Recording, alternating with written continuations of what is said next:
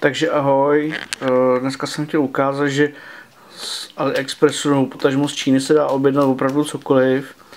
Tohle jsou semínka akvarijních rostlinek. Jo.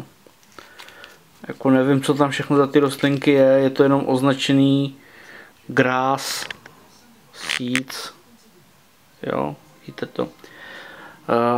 Mělo by to být nějaká všeho chuť, nějaký patla matla, takže za zhruba $1 se dá objednat tohle z toho.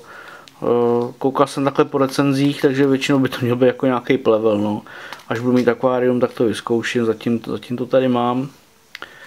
A byl to vlastně nejdelší obchod, nebo ten obchod trval nejdelší dobu, skoro 30 dní, než mi to přišlo.